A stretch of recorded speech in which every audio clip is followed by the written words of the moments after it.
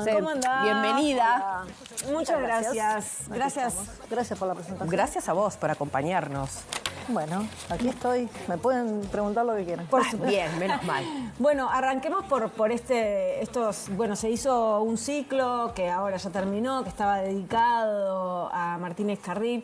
Contanos un poco cuál es el legado de él para ustedes, por qué lo quisieron seguir de esa manera. Bueno, cuando la Cinemateca se mudó a la sede actual, una de las frases que usábamos era la vieja y querida Cinemateca mejor que nunca, ¿no? Era como nos hicimos un cambio de cuerpo, pero en esencia era la Cinemateca de siempre, la que la gente acá conoce y sigue, digamos, recordando, al punto de que nosotros a veces vamos a dar alguna charla, algunas cosas, y siempre hay alguien que viene y te cuenta alguna anécdota que sucedió en Cinemateca. Tiene un arraigo popular muy grande la Cinemateca, la gente conoce qué contiene, o sea, ese archivo fílmico que hay veces que adquiere como unas proporciones míticas. En realidad no hay que contar lo que contiene porque la gente vio las películas. Siempre decimos que no es como tener la Gioconda en el sótano, sino que es tener las películas ahí fuera y bueno, y uno y otro te dice, yo vi tal película en Cinemateca, conocí cuáles y tales directores, y eso fue la obra de Martín Escarrín, ¿no?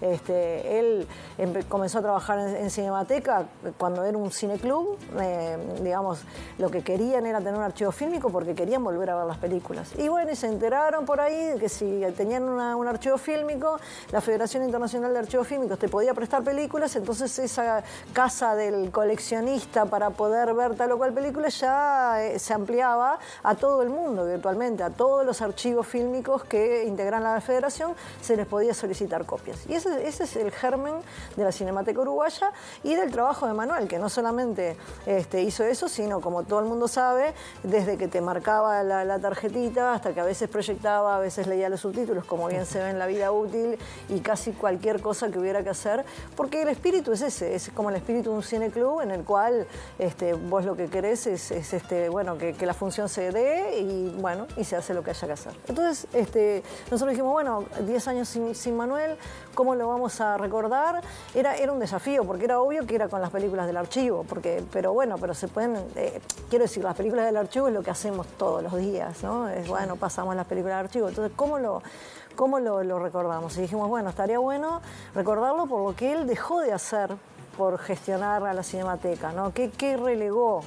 Relegó su función de crítico cinematográfico, que él empezó con un artículo también bastante mítico de 40 páginas en los cuadernos de Cineclub sobre la Nouvelle Vague, cuando tenía 24 años, y bueno, pero después esporádicamente siguió ejerciendo la crítica, así que rescatamos esas críticas, las pusimos en la página web de Cinemateca para que la gente más joven pudiera decir, uy, no... Aparte pusieron películas que le gustaban y que no le gustaban. Exactamente. Hicimos ese ciclo de 10 películas y ahora va a tener una segunda parte de películas que le gustaban y las que no le gustaban también, y con la crítica para que uno pueda ver si está de acuerdo o no con lo que él opinaba.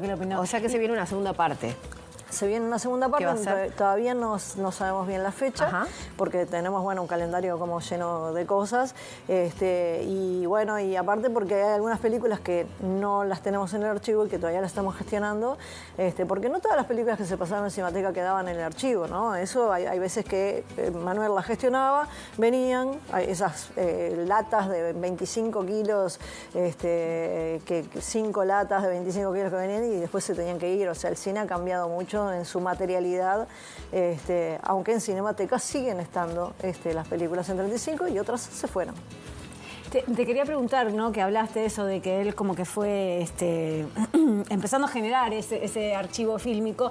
Si te recordás alguna anécdota o algo que él te haya contado de algo que no sé, que encontró extraño o que estuvo mucho tiempo buscando y de repente Bueno, hay varias anécdotas. Primero que cuando Manuel se ponía, él no era una persona como didáctico que te viniera a decir cómo hacer las cosas, él mucho de lo que enseñaba lo enseñaba haciendo, era como el que más trabajaba, el primero. Yo cuando entré a trabajar lo primero que hizo fue cambiarme la rueda de la silla. Se rompió 20 veces después, o sea, pero la cambió.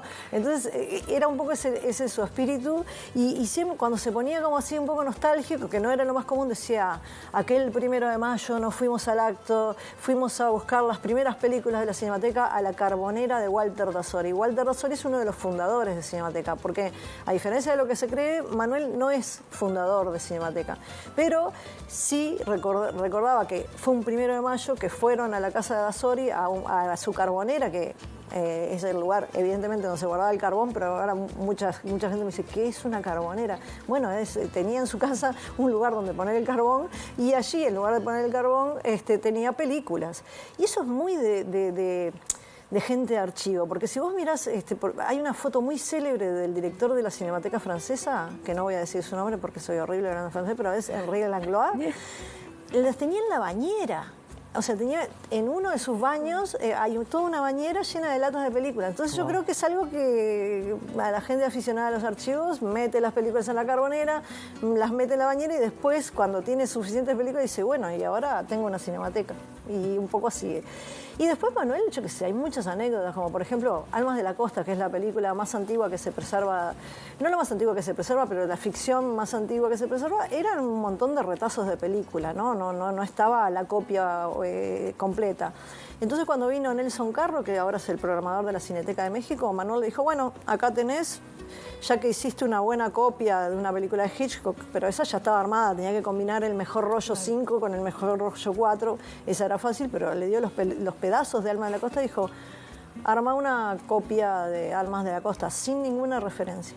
Y bueno, sin saber el guión. Sin saber el guión, teniendo pedazos de película, originales de cámara, que todos los primeros planos estaban todos pegados uno con el otro, vos no sabías, porque las películas no se filman en orden, ¿no?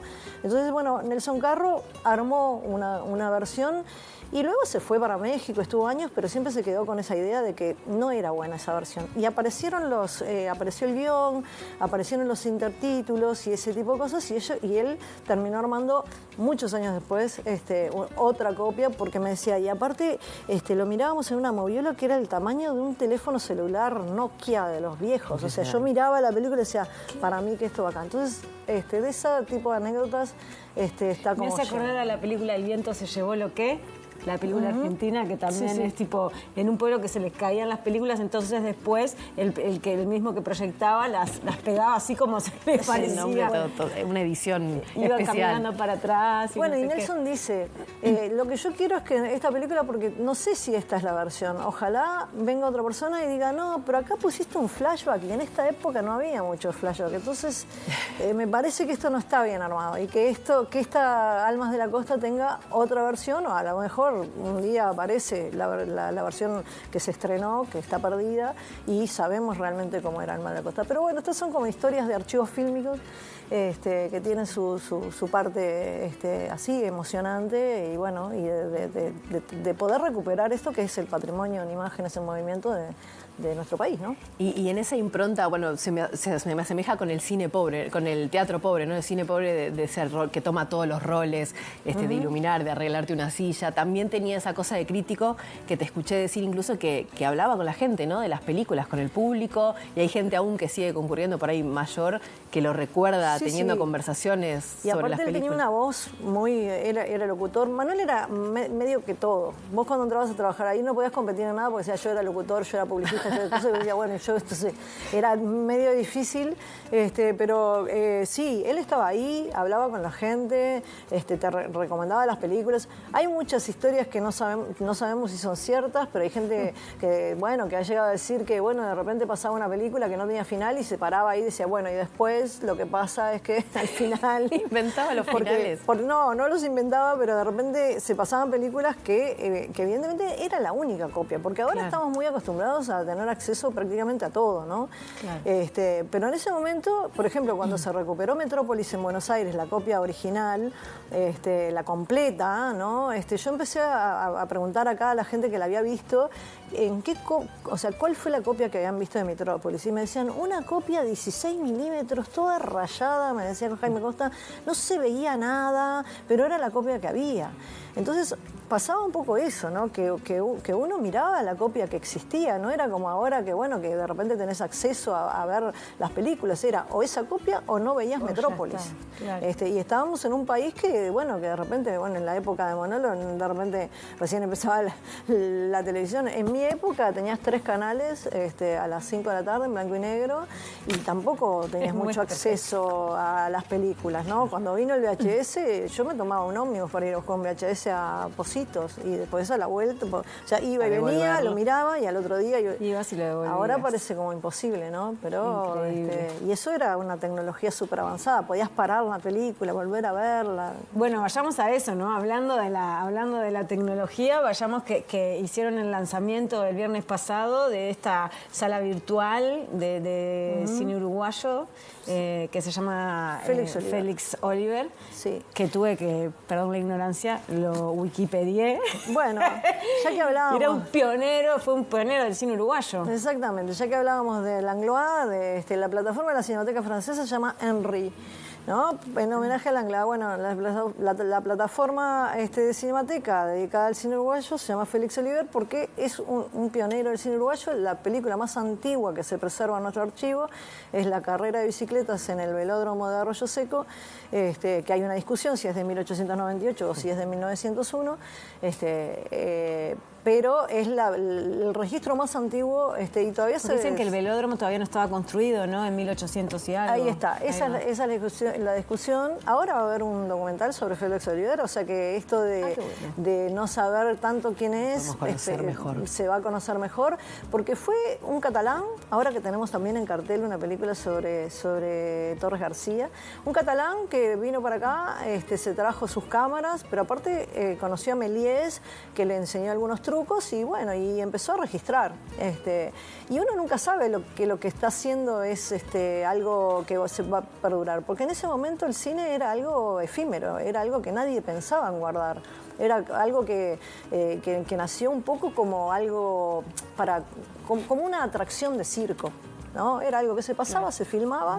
Los Lumière hicieron lo mismo, filmaron la alimentación de una niña, los obreros saliendo de una fábrica. Era como la emoción de ver imágenes en movimiento, pero nadie pensó que eso iba a tener valor, que se iba a transformar en un arte. Entonces, un poco Félix Oliver registró y sus películas están guardadas en el archivo. Entonces, en el momento de decir, bueno, vamos a hacer una plataforma dentro del streaming, esta tecnología de nuestra época, que garantiza que una película que luego baja de cartel, hay veces que a nosotros, yo siendo la directora de Cinemateca, me dicen, ¿dónde puedo ver La vida útil, por ejemplo? Claro. Yo empiezo a pensar, porque yo digo, tengo un DVD. Ah, no, pero yo no tengo reproductor de DVD ya. Bueno, entonces es eso de no saber dónde encontrar el cine uruguayo. Si nos pasa a nosotros que estamos en la Cinemateca, me imagino a cualquier persona que quiere recomendar una película o viene un extranjero incluso que se va a quedar unos pocos días y quiere ver cine uruguayo. ¿A dónde lo mandás a ver esas películas? Bueno, ahora es a esta sala de streaming que inauguramos hace muy, muy poquito. Vamos a contarle a la gente un poco cuál es el impacto, o sea, el beneficio también para los realizadores de poder tener sus películas en esta plataforma, en esta sala virtual, y además un poco cómo va a funcionar, cómo se va a implementar, cómo son las suscripciones. Sí, para los realizadores un poco esto que decíamos, ¿no? Poder contar un espacio donde estén alojadas esas películas, que va a ser algo que se va a ir construyendo, ¿no? Con el paso del tiempo, y que también cumple una función de que una película baje de la sala y el típico, uy, ya bajó, no la puedo ver, ¿dónde la puedo ver? Tenga como una respuesta clara, ¿no? Sí, bueno, la podés ver aquí en esta plataforma. Y después que sea una plataforma que paga, ¿no? Que el realizador pueda cobrar por... ¿Está dentro de Más Cinemateca? Sí, está dentro de la plataforma más grande, que es Más Cinemateca, que tiene una parte internacional. Esta es la sala virtual de cine uruguayo, que aparte tiene una característica no menor, que está integrada a una base de datos que construyó Osvaldo Sarazzola, que es otro de los uruguayos célebres desconocidos, que es una persona que siempre se encontraba que quería recordar dónde había visto una película o cómo era el título original, y de repente el título en VHS no correspondía, entonces hizo una base de datos. Una base de datos inmensa que la inauguró en 2001, la hizo en gran parte con el Centro de Documentación de Cinemateca, y se puso a investigar todos los estrenos desde 1929, o sea, desde el cine sonoro hasta ahora. Juntó todas las fichas técnicas, todo, al punto que yo cuando iba con Martínez Carril a veces a Buenos Aires, venían y me decían, alguien te quiere saludar, y venían y me decían, no, te quería agradecer porque yo estaba buscando tal película y accedí a esa base de datos. Yo decía, bueno, en Cinemateca no, a Osvaldo Sarasola le tenés que agradecer, que fue una persona que construyó esa base de datos. En nuestra plataforma se integran esa base de datos con las películas, de manera que vos puedas buscar y ver, bueno, algunas va a estar solamente la ficha de la película y no la película, pero la idea es ir agregando, buscando y poder integrar eso. Y también poner cortometrajes, material de archivo, ¿no? Entrevistas, documentales, de todo un poco. Sí, que sea un lugar donde vos puedas encontrar no solamente el largometraje que bajó, sino la que se estrenó hace ya años, hasta un primer cortometraje de un director famoso, o imágenes de archivo, como por ejemplo enterarte que en el Reducto se cayó un avión arriba de una casa y ver qué tipo de avión era, por qué, bueno, recuperar esa memoria que, bueno, que es lo que hace Cinemateca y lo que quiere poner a disposición también de la gente que está en el interior, porque la Cinemateca es muy montevideana. ¿Y ahí te suscribís a Más Cinemateca y está dentro de eso? ¿O Sí. además de Más Cinemateca te tenés que suscribir a la sala virtual? Te podés suscribir solamente a la sala de cine uruguayo, sale muy barato, sale 120 pesos por mes.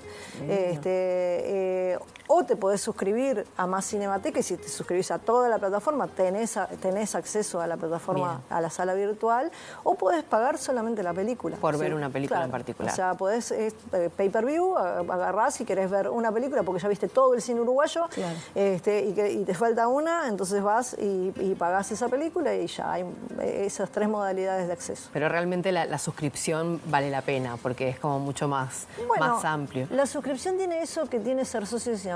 Perdón que yo voy a decir esto, ¿no? Sí. Porque perfecto. ser socio de Cinemateca también, más allá de ir a ver una película y pagar la entrada, que en realidad, desde el punto de vista económico, capaz que si vas 2 veces terminás pagando más que siendo socio, ser socio tiene como un significado para nosotros que, bueno, que nos permite en realidad contar con ese apoyo que sabemos que lo tenemos, que permanece a lo largo del año, y que nos permite, digamos, tener como una base social que mantiene ese espíritu del cineclub, ¿no?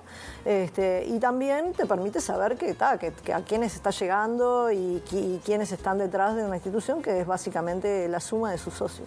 María José, me parece un avance hermosísimo para la industria del cine nacional, para realizadores y para quienes aman ver cine uruguayo. Y bueno, esperemos que funcione súper bien, no dejen de visitarlo, está todo re bien A suscribirse, organizado, ya se pueden está suscribir. buenísimo. ¿No? Ya se pueden suscribir. Sí, ya está allí funcionando, así que... Ahora que bueno. nos vamos a ir a una tanda, en ese ratito aprovechen y se suscriben y después vuelven a nosotros porque se viene una entrevista con Peyote Asesino. María Muchas José, gracias. muchísimas gracias por haber Gracias a estado ustedes. hoy acá en Gracias. Montevideo. Nos Un vemos placer. prontito, muchas gracias. Vamos a la tanda entonces.